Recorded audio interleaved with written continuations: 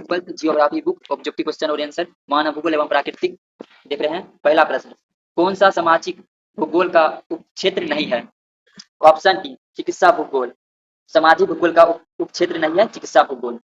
लिंग भूगोल है, सांस्कृतिक भूगोल है, जन्य भूगोल है, चिकित्सा भूगोल नहीं है। Option D. अगला प्रश्न, मानव भूगोल का जनक किसे कहा जाता है? ऑप्शन डी रेटजेल को मानव भूगोल का जनक कहा जाता है। अगला प्रश्न, मानव भूगोल क्रियाशील मानव और अस्थायी पृथ्वी के परिवर्तनशील संबंधों का अध्ययन है, ये किसने कहा है? ऑप्शन सी कुमारी सैंपल ने कहा है। परिवर्तनशील संबंधों का अध्ययन है, किसने कहा? कुमारी सैंपल ने कहा। Option C. अगला प्रश्न, निम्नलिखित में से कौन विद्वान मानव भूगोल से संबंधित नहीं है? ऑप्शन सी बटेल रसेल मानव भूगोल से संबंधित। ऑप्शन सी बटेल रसेल। अगला प्रश्न, स्वभाव अवधारणा में किस घटक को महत्वपूर्ण माना गया है? ऑप्शन ए प्राकृतिक घटक, ऑप्शन बी मानवीय घटक, ऑप्शन सी ए और बी दोनों। ऑप्शन सी ए और बी दोनों। संभाववाद अवधारणा में किस घटक को महत्वपूर्ण माना गया है? प्राकृतिक घटक, मानवीय घटक। राइट आंसर ऑप्शन सी ए और बी दोनों। अगला प्रश्न, नव निश्चयवाद से संबंधित कौन है? ऑप्शन डी टेलर है संबंधित। नव निश्चयवाद से संबंधित टेलर है। अगला प्रश्न, निम्नलिखित में से कौन सा एक भौगोलिक सूचना का स्रोत नहीं है? ऑप्शन डी प्राचीन महाकाव्य भौगोलिक सूचना का स्रोत नहीं है। Option D. अगला प्रश्न, निम्नलिखित कथनों में से कौन सा एक भूगोल का वर्णन नहीं है? ऑप्शन ए समाकलनात्मक अनुशासन, ये कथन भूगोल का वर्णन नहीं है। भूगोल का वर्णन कौन कौन है? बी सी और डी। मानव और पर्यावरण के बीच अंतर संबंधों का अध्ययन, तीव्रता और आश्रित प्रौद्योगिकी के विकास के फलस्वरूप समय में पर्यासिक नहीं। ऑप्शन राइट आंसर ए समाकलनात्मक अनुसरण, ये राइट आंसर ए सही है। अगला प्रश्न, प्राकृतिक और मानव के बीच पारस्परिक क्रिया का सबसे महत्वपूर्ण कारक कौन है? ऑप्शन बी तकनीक है। पारस्परिक क्रिया का सबसे महत्वपूर्ण कारक तकनीक है। अगला प्रश्न, निम्नलिखित में से कौन सा मानव की मूल आवश्यकता से संबंधित नहीं है? ऑप्शन ए परिवहन।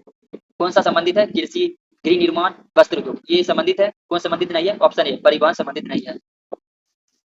अगला चैप्टर देख लेते हैं, विश्व जनसंख्या और वृद्धि देख रहे हैं। पहला प्रश्न, निम्नलिखित में से भारत में पुरुष प्रवास का प्रमुख कारण कौन सा है? ऑप्शन सी काम और रोजगार है पुरुष प्रवास का प्रमुख कारण। Option C. अगला प्रश्न, निम्नलिखित में से कौन सा क्षेत्र सघन जनसंख्या वाला है? ऑप्शन ए दक्षिण पूर्वी एशिया सघन जनसंख्या वाला क्षेत्र। अगला प्रश्न, जनसंख्या वृद्धि दर सर्वाधिक है। ऑप्शन ए अफ्रीका में। जनसंख्या वृद्धि दर सर्वाधिक कहाँ पर है? अफ्रीका में। अगला प्रश्न, उच्च जनसंख्या वृद्धि दर वाला देश है।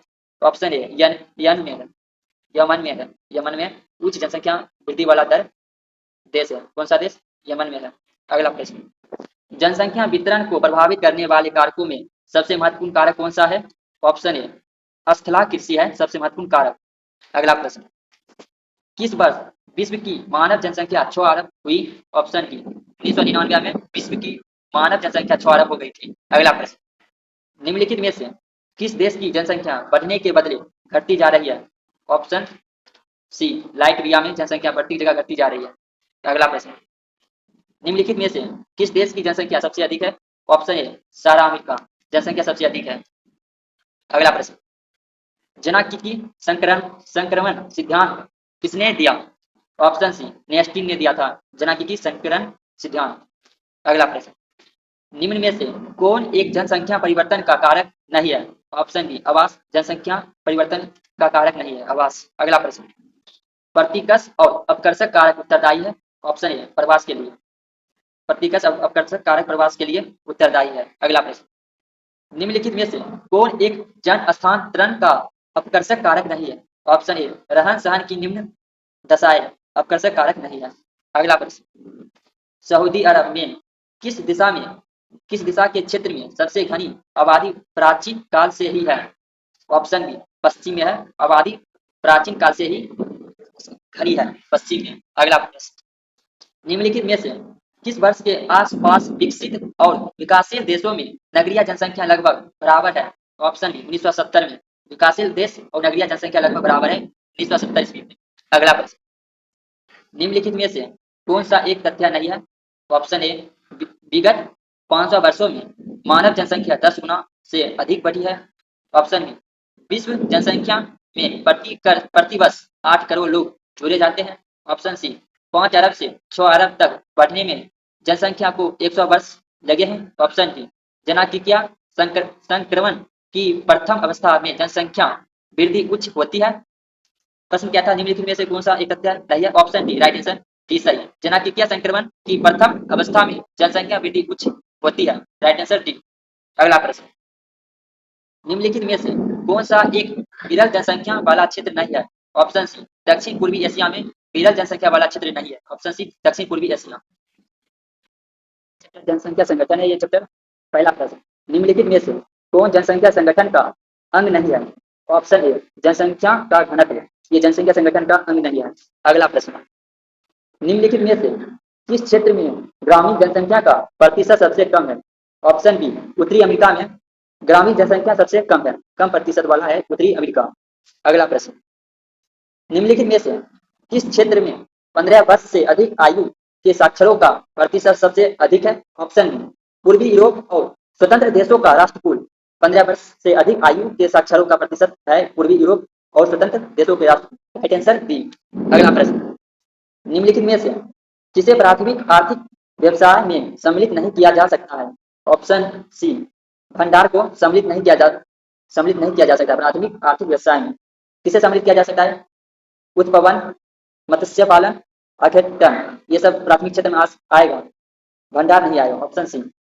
अगला प्रश्न, निम्नलिखित में से किसने संयुक्त अरब अमीरात के लिंग अनुपात को निम्न किया है? ऑप्शन ए, पुरुष कार्यशील जनसंख्या का चयनित प्रवास। संयुक्त अरब अमीरात के लिंग अनुपात को पुरुष कार्यशील जनसंख्या का चयनित प्रवास, राइट आंसर ए। अगला प्रश्न, ये न्यू चैप्टर है मानव विकास। पहला प्रश्न, मानव विकास सूचकांक में विश्व के निम्नलिखित देशों में से किसकी कोटि उच्चतम है? ऑप्शन ए, नाबो की कोटि उच्चतम है। अगला प्रश्न, डॉन महबूब उल हक मूल निवासी कहाँ के थे? राइट आंसर बी, पाकिस्तान के। महबूब उल हक निवासी थे पाकिस्तान के, राइट आंसर बी। अगला प्रश्न, इनमें से कौन मानव विकास का स्तंभ है? ए, समता, बी, सतत पोषणीय, ऑप्शन सी, उत्पादकता, ऑप्शन डी, उपयुक्त सभी है मानव विकास का स्तंभ, राइट आंसर डी। अगला प्रश्न, इनमें कौन एक मध्यमकालीन नगर है? ऑप्शन ए, आगरा है, आगरा एक मध्यमकालीन नगर है। अगला प्रश्न, मानव विकास सूचकांक 2005 के संदर्भ में विश्व के देशों में भारत की निम्नलिखित में से कौन सी कोटि थी? ऑप्शन सी, 147वां भारत की कोटि थी। अगला प्रश्न, विकासशील देशों की जनसंख्या के सामाजिक ढांचे के विकास एवं आवश्यकताओं की पूर्ति में कौन से प्रकार के संसाधन सहायक है? ऑप्शन सी, प्राकृतिक संसाधन सहायक है। अगला प्रश्न, निम्नलिखित में से कौन सा देश विकासशील देश है? ऑप्शन सी, नाइजीरिया एक देश है, ये विकासशील देश है नाइजीरिया, राइट आंसर सी। अगला प्रश्न, निम्नलिखित में कौन मानव विकास के मूलभूत क्षेत्र है? ऑप्शन ए, सुरक्षा, ऑप्शन बी, संसाधन, ऑप्शन सी, शिक्षा, ऑप्शन डी, उपयुक्त सभी। इसका राइट आंसर उपयुक्त सभी है, मानव विकास के मूलभूत क्षेत्र सभी है। अगला प्रश्न, निम्नलिखित में कौन मानव विकास का स्तंभ नहीं है?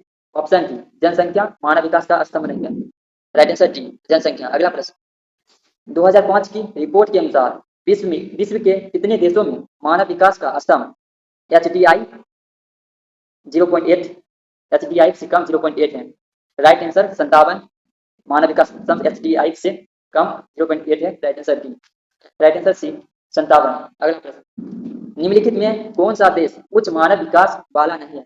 ऑप्शन डी, मिस्र, ये विकासशील वाला देश नहीं है। कौन सा देश विकासशील वाला है? जापान है, नाबो है, अर्जेंटीना है, ये तीनों विकासशील है। कौन सा विकासशील मानव विकास वाला देश नहीं है? ऑप्शन डी, मिस्र नहीं है, मानव विकास वाला नहीं है, राइट आंसर डी। आज की क्लासेस में 1 से 4 तक चैप्टर देख लिए हैं ऑब्जेक्टिव, अगले क्लासेस में इससे आगे देखेंगे। आज के क्लासेस में यहीं तक रहेगा। चैप्टर नोट्स के लिए PDF के लिए चैनल से जुड़े रहें, इस चैनल को सब्सक्राइब कर लीजिएगा।